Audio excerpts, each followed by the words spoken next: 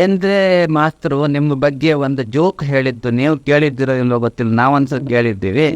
ಯಾವುದೋ ಒಬ್ಬ ಗವಾಯಿಯ ಪ್ರೇತ ಹೋಗಿ ಈಕೆ ಗಂಟ್ಲೊಳಗೆ ಕೂತದೆ, ಅದಕ್ಕೆ ಅವಳು ಹಿಂಗೆ ಆಡ್ತಾಳೆ ಅಂತ ಅವರು ಹಿಂಗೆ ಆಡ್ತಾಳೆ ಅಂತ ಅವ್ರು ಹೇಳಿದ್ದಂತ ನಾವು ಕೇಳಿದ್ದೀವಿ. ನಿಮ್ಮ ಗಂಟ್ಲು ಯಾಕೆ ಹುಟ್ಟಿನಿಂದಲೂ ಹಿಂಗಿತ್ತೋ ಅಥವಾ ಇಲ್ಲ, ಅಲ್ಲಿ ಸಣ್ಣ ಆವಾಜ್ ಇತ್ತು ನಂದು. ಹಾಂ, ಒಂದು ಕೋಲಿ ಉಳ್ಕರು ಅದಕ್ಕೆ ಏನು ಹೊರಗೇನು ಹೋಗ್ತಿದ್ದಿಲ್ಲ, ಇಷ್ಟು ಸಣ್ಣ ಆವಾಜ್ ಇತ್ತು.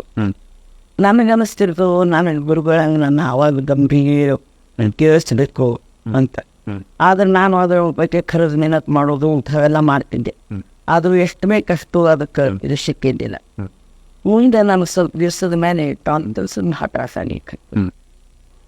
ಕಾರ್ಯಕ್ರಮ ಬಾಂಬೆಗೆ 2 ತಿಂಗಳದಾಗ 2 ರೇಡಿಯೋದು ಇರಬೇಕು, ಹೊರಗೆ ಕಾರ್ಯಕ್ರಮ ಇರಬೇಕು, ಗಂಟೆ ಹಾಲು ಎಲ್ಲಿಗೆ ಕತ್ತಬೇಕು, ಕತ್ತಬೇಕು. ಇಲ್ಲೆಲ್ಲ ಬಾಂಬೆ ಡಾಕ್ಟ್ರ್ ಎಲ್ಲ ತೋರಿಸ್ದೆ, ತೋರಿಸಿ ಕೂಡಲೇ ವಾಸ್ ತಗೊಳ್ರಿ, ಗುಳ್ಳೆ ಮಾಡಿರಿ, ಮತ್ತು ಏನೇನೋ ಔಷಧಿ ಹೇಳಿದರು. ಆದರೆ ಯಾವುದೋ ಆಗದಂಗೆ ಕೂಡಲೇ ಇಲ್ಲ ನಿಮ್ಮದು ಟಾನ್ಸಿಲ್ಸ್ ಆಪ್ರೇಷನ್ ಮಾಡಬೇಕು. ಆದರೆ ಮುಂದೆ ಅವಾಗ ಉಳಿತದೋ ಎಲ್ಲೋ ನಾವು ಇದನ್ನು ಖಾತ್ರಿ ಹೋಗೋದಿಲ್ಲ ಅಂದ್ರೆ ನಾವು ಮಾಡಿಸ್ಬೋದಕ್ಕೆ.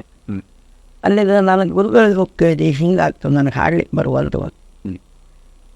ನನಗೆ 2ನೇದೇ ಔಷಧ ಗೊತ್ತಿಲ್ಲ, ಮೆಹನತ್ ಮಾಡೋದು ಅದೇ ಔಷಧ ಅಂತ. ಹ್ಯಾಂಗೆ ಮಾಡಿದ ಮಾಡಿದ್ರೆ ಇವೆಲ್ಲ ನರ ಹಿಂಗೆ ಬಿಗಿದಂಗೆ ಆಯ್ತು, ಕಣ್ಣಾಗ ನೀರು ಬರ್ತದೆ. ಆವಾಗ ನಮ್ಮಲ್ಲೇ ಡಾಕ್ಟರ್ ದೇಶಿ ಅಂತ ಹೇಳಿ ಇದ್ದಿದ್ದವರು, ಗಣಪತ್ರ ದೇಶಿ ಅಂತ ಅವರು ಹೊಸಾಗಿ ಡಾಕ್ಟರ್ ಆಗಿ ಬಂದಿದ್ದರು ನಮ್ಮಲ್ಲಿ.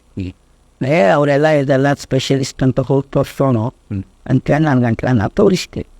ತೋರಿಸಿದ ಕೂಡಲೇ ಅವ್ರ ಮುಂಚೆ ಏನೋ ಒಂದು ಸ್ವಲ್ಪ ಮಿಲಾದ್ ಮಾಡಿದ್ರು, 1 ವರ್ಷ 6 ತಿಂಗಳು ಮತ್ತು ಸಾಧಾರಣ ನಡೀತು. ಮುಂದೆ ಮತ್ತೂ ನಾವು ಅಲ್ಲಿ ಹಾಕ್ತೀವಿ. ಅಲ್ಲಿದ ಅವ್ರು ನಾನು ಇವನ್ನ ಫ್ರೂಟ್ ಬೇಕು ಅಂತ ಅದು ಅಂದರೆ ಆತನ ಅನ್ಸುತ್ತು. ಅದು ನಿಲಿಕ್ಕೆ ಇರ್ಬೋದು ನಮ್ಮ ಕಾನ್ಫ್ರೈಸ್ ಅಂದು ನನಗೆ ಅವೆಲ್ಲ ಗೊತ್ತಿಲ್ಲ. ನಾನು ಕಲ್ತಕ್ಕೆಲ್ಲ ಏನಲ್ಲ ನೋಡಿ.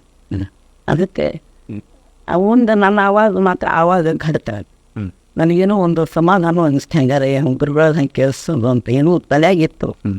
ಅವತ್ತಿಂದ ನನ್ನ ಆವಾಜು ನೋಡ್ದಾಗ್ತದೆ.